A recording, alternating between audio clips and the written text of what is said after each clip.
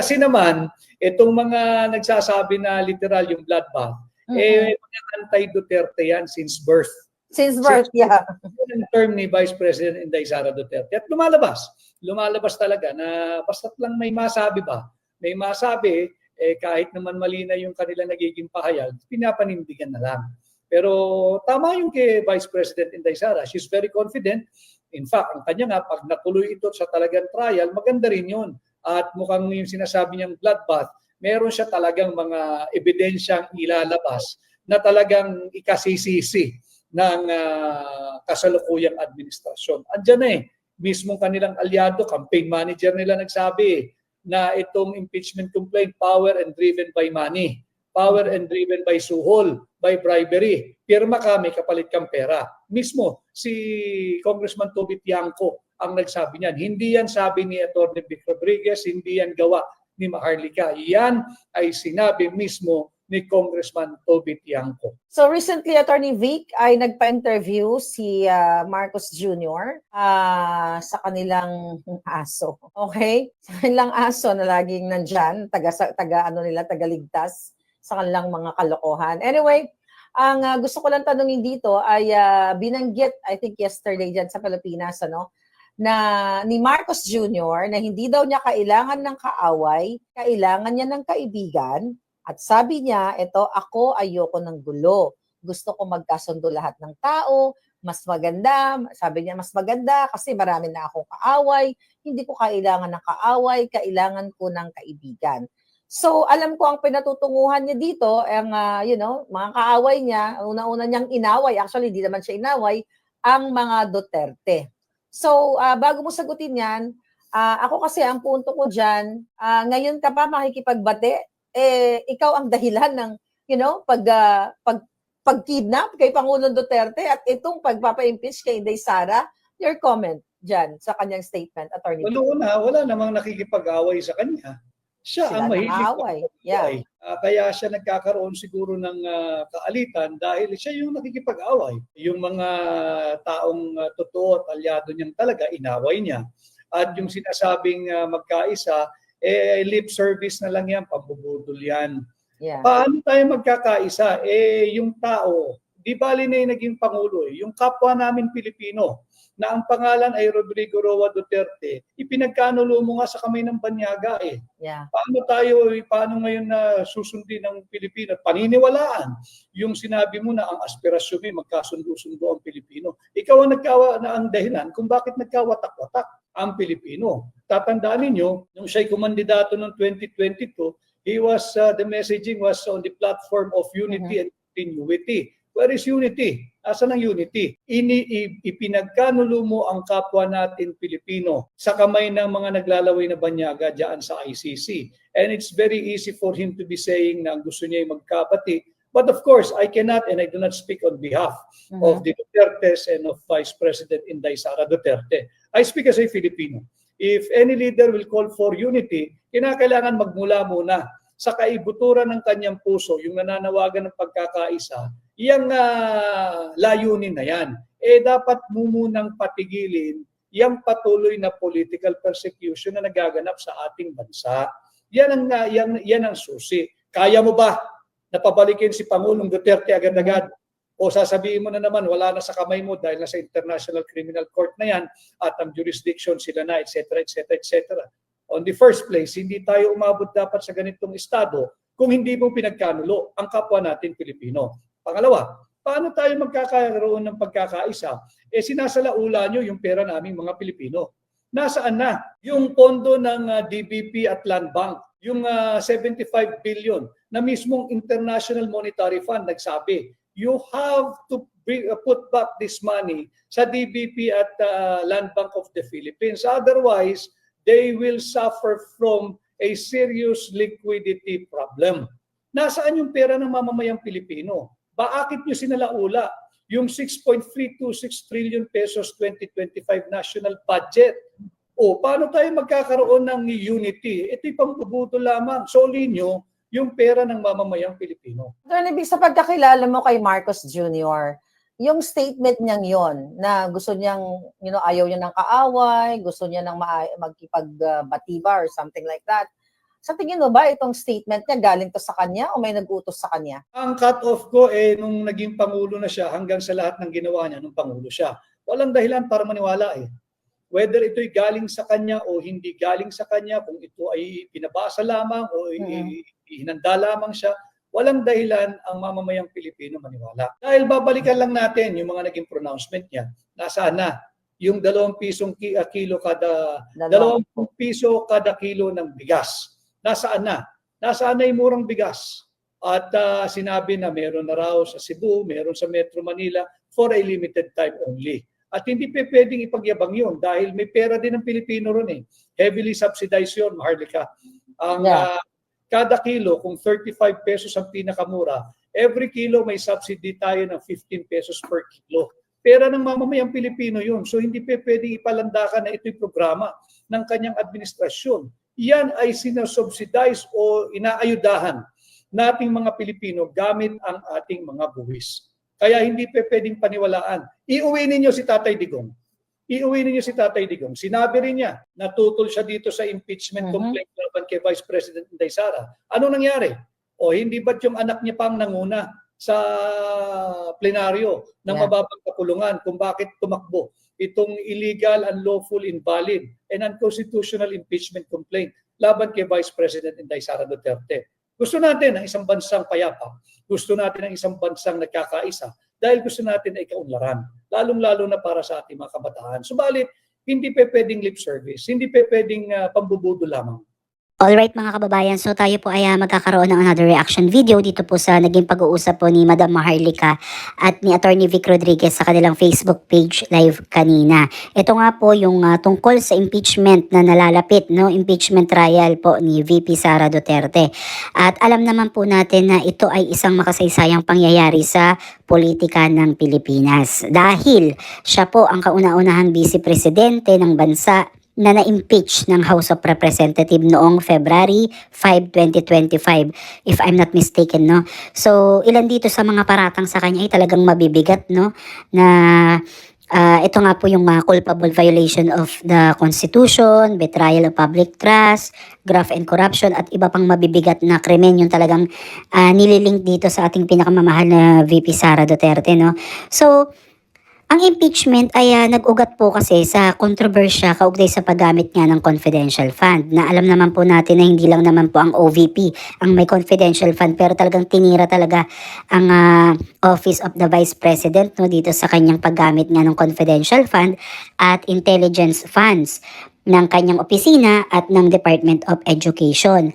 Pati na rin dito yung itong pagbabanta di umano sa buhay ni Pangulong Marcos at sa unang ginang at kay House Speaker. So bukod dito, may mga aligasyon, no, na pinupukol pa sa kanya at nililink yung tungkol nga po sa EJK ng mga drug suspects. So talagang grabe po, no. Sa kasalukuyan ang Senado ay naghahanda po, no, para sa impeachment trial.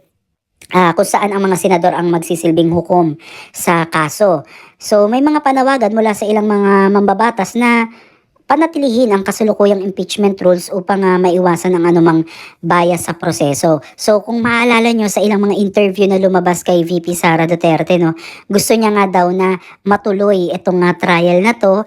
At gusto niya na, yung term niya na tinatawag niyang bloodbath na tinatawag. Pero ginagawa po mga kababayan ng ibang kalaban na ito ay parang minamasama yung dating ng word na bloodbath. So maging yung tagapagsalita ng palasyo na si Attorney Claire Castro, mga kababayan, ay sinabihan si VP Sara sa kanyang naging pahayag na tila violente nga daw ito, no. So para sa akin, no, hindi naman ito talaga yung literal na tinatawag na bloodbath na pagdaloy ng dugo o yung karaniwang ginagamit doon sa mga marahas na pangyayari, no. So hindi ito, no, may kanya-kanya lang tayong level ng pagkakaunawa kung paano mo i-interpret itong pagsabi ni VP Sara na bloodbath. Kasi para sa akin, mga kababayan, ito ay parang term niya lang o figure of speech na tinatawag na matinding laban ang kakaharapin ng mga babangga kay VP Sara. So, ito yung tingin ko na gustong ipahiwatig nitong si VP Sara. Kaya lang, itong word na bloodbath ay talagang tumatak dito sa mga bumabati ko sa kanya, especially syempre yung mga kritiko niya, ay talagang mamasamain itong sinabi niya. So, ilan lang yan sa mga naging topic dito sa usapan po ni Madam Maharlika at ni Attorney Vic Rodriguez, no, na talagang itong darating na impeachment trial ay isang matinding labanan po sa pagitan po ng Duterte at ng administrasyon ngayon ng Marcos. At ito nga po mga kababayan, ang mahirap dito mga kababayan, ang impeachment trial kasi ay isang pagsubok sa sistema ng hustisya, no, at demokrasya ng bansa. So ang mga taga-suporta kasi nitong si VP Sara ay naniniwalang ito ay isang pampolitikang hakbang upang pahinain ang kanyang posisyon, which is true kasi talagang medyo malayo-layo pa yung 2028 election, pero talagang buong pamilya na halos ni VP Sara ay gustong sirain, wasakin at talagang mawala sila sa political scene, no? Dahil nga itong 2028 presidential election talagang napakalakas. Halos pinapakita talaga na front runner talaga to si VP Sara, no? Samantala, ang kanyang mga kritiko ay naniniwalang ito ay isang mahalagang hakbang upang papanugutin ng mga opisyal ng gobyerno sa kanilang mga aksyon. Alam naman natin yan, syempre may dalawang bahagi yan, may pabor at may hindi pabor. So sa kabila po ng impeachment, nananatiling matibay po, no, yung suporta ng ilang kaalyado ni VP Sara, lalo na sa Senado, no. Kung alam naman natin mga kababayan, sa nagdaan na midterm election, ilan sa kanyang mga inendorso ay nanalo, no, dito sa midterm election sa pagkasenador, at ang magiging resulta ng impeachment trial ay tiyak na makakaapekto po talaga to sa hinaharap ng politika ng ating bansa. So ilan po yan sa mga naging topic po nila Madam Maharlika at ni Attorney Vic Rodriguez. So talagang alam natin na siguro talaga no, napakaraming bala, napakaraming baon na itong VP Sara sa kanyang impeachment trial. Kasi talagang may peace of mind siya, makikita mo sa kanyang unbothered siya, talagang ready siya. Kumbaga hindi mo makikita sa kanyang muka, hindi mababaka sa kanyang muka yung takot, yung kaba, yung pag-aalinlangan. Talagang ready siya, no? Parang alam nyo ba yung sasabak ka sa laban na talagang condition na condition siya. So parang ganun yung nangyayari ngayon. Bukod pa dyan mga kababayan, ito yung pinag-uusapan ngayon dito sa social media, especially kami mga DDS vloggers, no, na sumusuporta po kay VP Sara. Yung sinabi po ni BBM kay Katunying na gusto na daw pong makipag-ayos sa mga Duterte, or kumbaga kung may pagkakataon na makapag-ayos ka ba sa mga Duterte, gagawin ba? At sinagot niya ni BBM na oo, at ayaw niya nga daw po ng mga kaaway, no, at kailangan niya ng mga kaibigan, yung kumbaga taga-suporta. So kung maalala niyo mga kababayan, naging parte po tayo ng political vlogger, no, nung panahon ng 2022 election. Syempre unity team tayo, no, sinuportahan po natin yung tambalang Bongbong Marcos, no, at naniwala din tayo, no, sa daladala nilang unity o yung pagkakaisa. Pero eventually mga kababayan, parang nalihis po ata ng landas itong ating mga sinuportahan, no, at tila naiwan itong si VP Sara sa kawalan, no. Actually parang nagtiwala itong si VP Sara sa mga sinabi nito ni Marcos, naniwala siya. Kaya ito ngayon ang nangyari sa atin, no.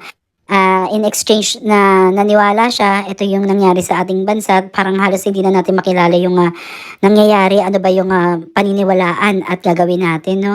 Dahil yung mga totoong problema ng ating bansa, which is yung kahirapan, kakulangan sa trabaho, edukasyon, problema sa healthcare system, ay talagang mas lalong parang nalilihis tayo ng landas. At syempre ito nga pong usapin yung mga maanomalyang paggamit po ng budget po ng 2025 ay talagang hindi pa yan na ipagpapatuloy na pag-usapan, at hindi pa tayo nabibigyan ng malinaw na kasagutan patungkol nga po dito.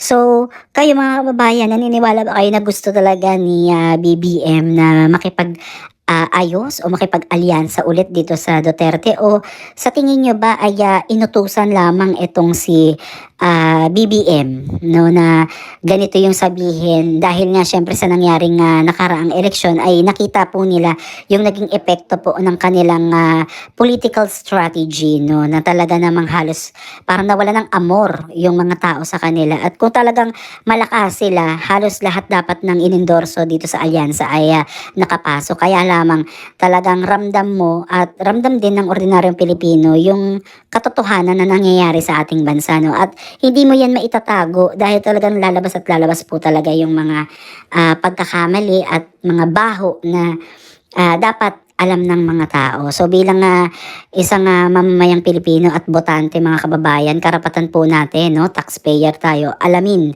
yung ginagawa ng ating gobyerno sa ating perang binabayad, yung mga buwis natin, no, dahil hindi na lang natin masasabi na baka yung kaanak-anakan, kaapu-apuhan natin ay magbabayad pa rin yan ng mga utang na inutang sa ibang bansa o yung mga kinurakot, no, na sila na lamang ang pinayaman natin at tayo ang magdudusa. So ilan lang to sa mga naging usapan dito, mga kababayan, sa pag-uusap po ni Madam Maharlika at ni Attorney Vic Rodriguez, yung tungkol nga po dito sa pakikipag sundo netong si BBM sa mga Duterte at yung about sa impeachment at sa naging big word na bloodbath ni VP Sara Duterte. So, anong masasabi ninyo, mga kababayan, dito sa ating naging reaction video? Sang-ayon ba kayo sa akin na si BBM ba ay kusang loob niya na sinabi ito o may nag-utos lamang sa kanya na ito yung sabihin niya para kunin ulit yung simpatsya ng mamamayang Pilipino? So, comment down below, mga kababayan, at ating talakayin niya sa susunod nating vlog. Maraming salamat at God bless po sa inyo.